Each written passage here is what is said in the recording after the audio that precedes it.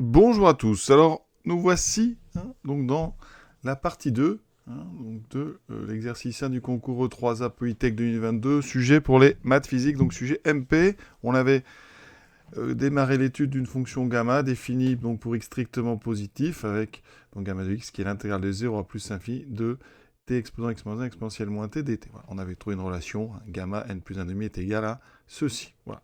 Maintenant, on attaque. Donc la deuxième question avec une intégrale in toujours généralisée, qui est l'intégrale de 0 à plus l'infini de t exposant 2n exponentielle moins t carré dt. D'accord? Et donc, première chose, comme d'habitude, on va justifier l'existence de cette intégrale. Et ensuite, eh bien, on va utiliser donc la relation de récurrence qu'on a trouvée juste avant, enfin pas une relation de récurrence, mais la relation sur gamma de n plus 1,5 pour calculer cette intégrale. Pour l'existence de cette intégrale, c'est toujours pareil. Première chose, on regarde sur quel intervalle déjà la fonction à intégrer est continue. Donc ici, on a exponentielle moins t carré. Ça, évidemment, c'est continu. Alors en 0, il n'y a aucun problème. Donc c'est continu partout sur donc 0 plus l'infini. Donc seul problème d'intégrabilité, c'est en plus l'infini. Pour les théorèmes, on a la plupart du temps besoin de la positivité. Donc ici, vous allez rajouter toujours continu et positive. Évidemment, quand ça l'est, vous vérifiez bien, là ça l'est, il n'y a aucun problème. Donc comme ça, c'est fait, on n'oubliera pas. Alors, ici, c'est une croissance comparée.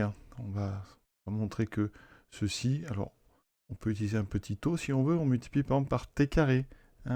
T carré multiplié par t exposant 2n exponentielle moins t carré. On est donc sur du t exposant donc 2 plus 2n, on peut même factoriser par 2, on obtient ceci, exponentielle moins t carré. Alors est-ce que ça tend vers 0? Pour bien montrer que c'est une croissance comparée, on peut par exemple faire ceci en disant que c'est t carré n plus 1, exponentielle moins donc t carré. Vous posez donc par exemple grand T ou un grand T égale T carré. Donc ça, c'est du grand T exposant n plus 1 exponentielle moins grand T. Et ça évidemment, croissance comparée. Quand T tend vers plus infini, ça tend vers 0. Pas de problème. Donc, on vient de montrer que ici, ceci, eh bien c'était donc t exposant 2n fois exponentielle moins t carré, c'est un petit taux de 1 sur t carré classique, d'accord? Et ça, en plus infini, il n'y a pas de problème. Donc, bah ici, ça veut dire que la fonction qui a t associe t puissance 2n exponentielle moins t carré est intégrable. D'accord? Au voisinage de plus l'infini, donc ici, comme on n'avait pas de problème à 0, c'est donc intégrable sur 0 plus l'infini. D'accord? Donc, in converge. Comment calculer cette intégrale? On vous dit, c'est en utilisant question 1, donc il faut se ramener à gamma. Un gamma, donc cette intégrale avec ici l'exponentielle moins t. Là, on a exponentielle moins t carré. Donc l'idée, c'est de faire un champ de variable. Donc on va proposer un champ de variable en u égale t carré. Donc pour bien le justifier, eh bien, il faut dire que l'application kt associe t carré, eh bien, c'est une bijection de classe donc C1. D'accord? Et vous dites de où à où? Alors comme on est sur 0 plus l'infini, donc c'est de 0 plus l'infini, et quand on prend t carré, c'est donc dans lui-même, donc dans 0 plus l'infini. Donc on n'a pas de problème pour faire ce genre de variable. Ici, on va voir donc u égale t carré.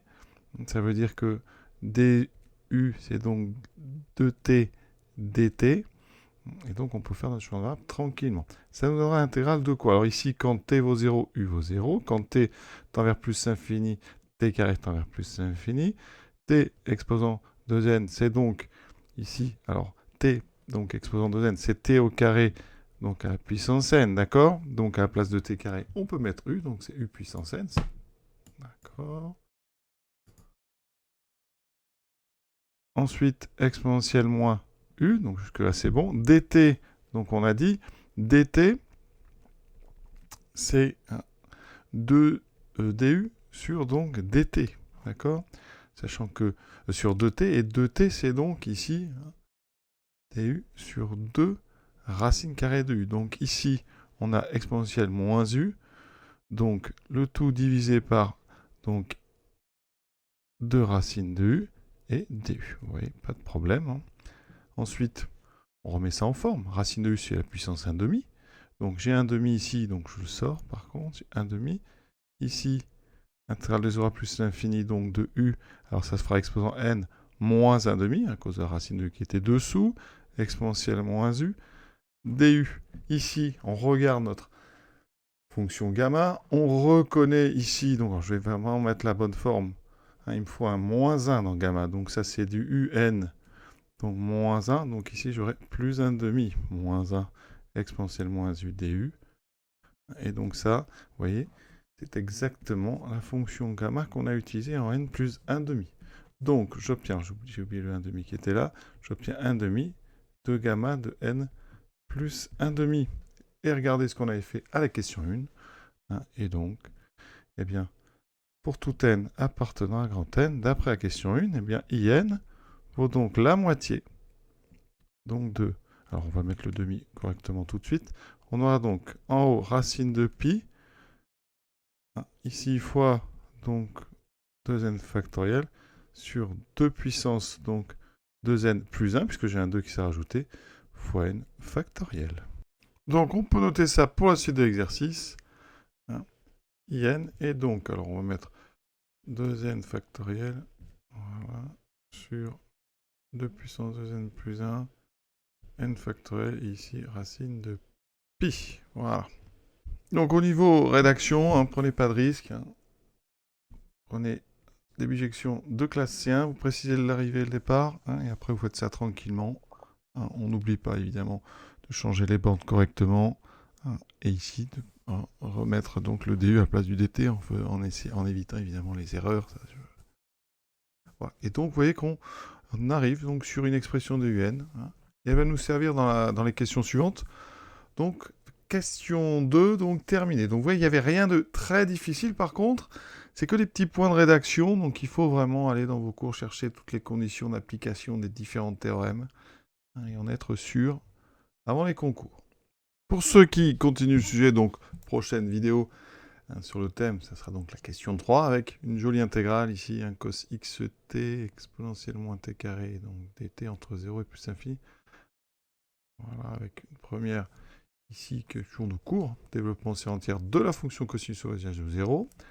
Ensuite, on va étudier cette fonction h, hein, et on vous dit, on citera les théorèmes utilisés en sachant que toutes les hypothèses sont vérifiées. Hein, donc on va utiliser le théorème d'interversion somme intégrale.